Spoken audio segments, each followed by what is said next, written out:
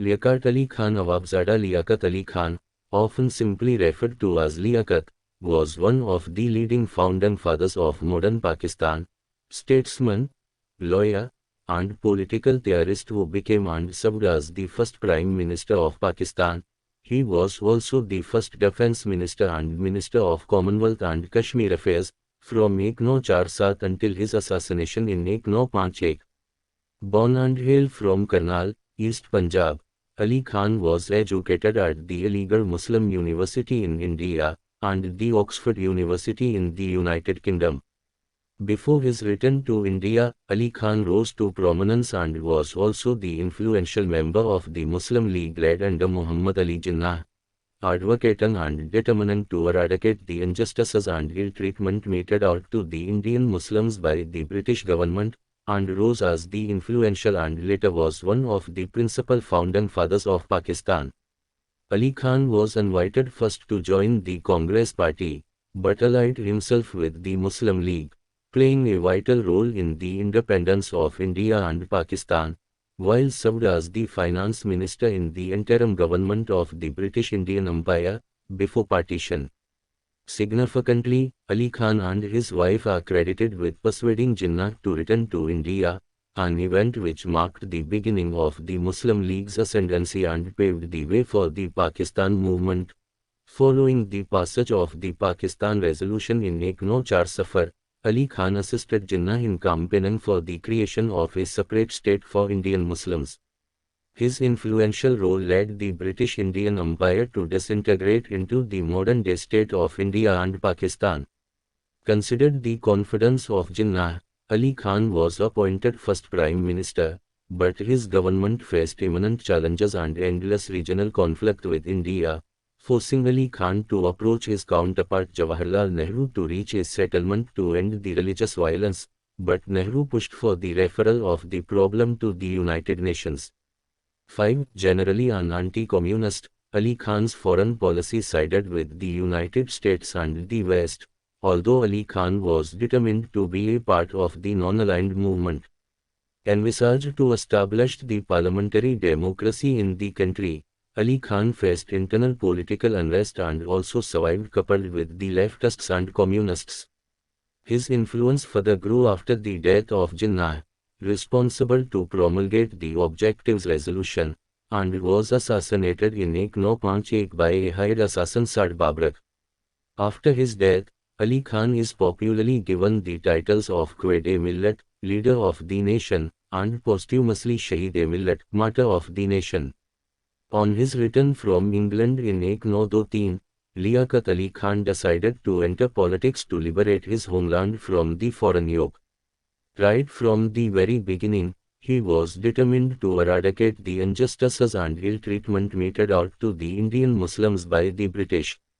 In his early life, Liaqat Ali, like most of the Muslim leaders of his time, believed in Indian nationalism. But his views gradually changed. The Congress leaders invited him to join their party, but he refused and joined the Muslim League in 1913. Under the leadership of Quaid-i-Azam, the Muslim League held its annual session in May 1924 in Lahore. This session aimed to revive the League. Liaqat Ali Khan attended this conference along with many other young Muslims. Liaqat Ali started his parliamentary career from the U.P. Legislative Assembly in 1926 as an independent candidate. Later he formed his own party, the Democratic Party, within the Legislative Assembly and was elected as its leader. He remained a member of the U.P. Legislative Council till 1947 when he was elected to the Central Legislative Assembly. In his parliamentary career, Liaqat Ali Khan established his reputation as an eloquent, principled and honest spokesman who never compromised on his principles even in the face of severe odds. He used his influence and good offices for the liquidation of communal tension and bitterness. He took an active part in legislative affairs. He was one of the members of the Muslim League delegation that attended the National Convention held at Calcutta to discuss the Nehru Report in the December 1928. Liaqat Ali's second marriage took place in 1919. His wife Begum Rana was a distinguished economist and an educationist who stood by her husband during the ups and downs of his political career. She proved to be a valuable asset to his political career as well as his private life. Quaid-i-Azam in those days was in England in self-exile. The newlywed couple had few meetings with the Quaid and convinced him to come back to India to take up the leadership of the Muslims of the region. When Quaid-i-Azam returned to India, he started reorganizing the Muslim League. Liaqat was elected as the honorary secretary of the party on 26 April 1936. He held the office till the establishment of Pakistan in 1947. In 1947, he was made the deputy leader of the Muslim League Parliamentary Party. Quaid-i-Azam was not able to take an active part in the proceedings of the assembly on account of his heavy political work. Thus the whole burden of protecting Muslim interests in the assembly fell on Liaqat Ali's shoulders. Liaqat Ali was also a member of the Muslim Masses Civil Defense Committee, which was formed to keep the Muslims safe from Congress activities and to strengthen the League's mission. Liaqat Ali Khan won the central legislature election in 1946 from the Meerut constituency in UP. He was also elected chairman of the League's Central Parliamentary Board. He assisted Quaid-i-Azam in his negotiations with the members of the cabinet mission and the leaders of the Congress during the final phases of the freedom movement. When the government asked the Muslim League to send their nominees for representation in the interim government, Liaqat was asked to lead the League group in the cabinet. He was given the portfolio of finance, which he handled brilliantly.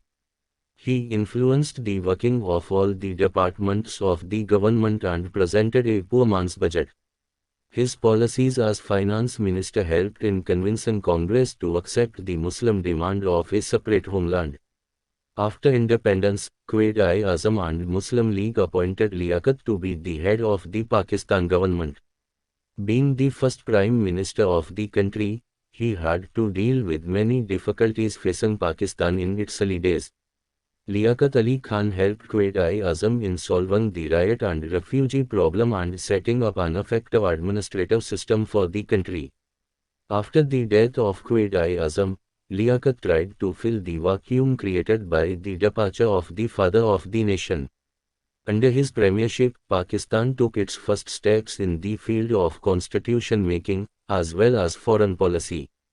He presented the Objectives Resolution in the Legislative Assembly. The House passed this on 12 March 1949. Under his leadership, a team also drafted the first report of the Basic Principle Committee. His efforts in signing the Liaqat Nehru Pact on the minority issue in 1950 reduced tensions between India and Pakistan. In May 1951, he visited the United States and set the course of Pakistan's foreign policy towards closer ties with the West. On 16 October 1951, Liaqat Ali Khan was assassinated. He had been scheduled to make an important announcement in a public meeting at Municipal Park, Rawalpindi. The security forces immediately shot the assassin, who was later identified as Saad Akbar. Killing the assassin erased all clues to the identity of the real culprit behind the murder.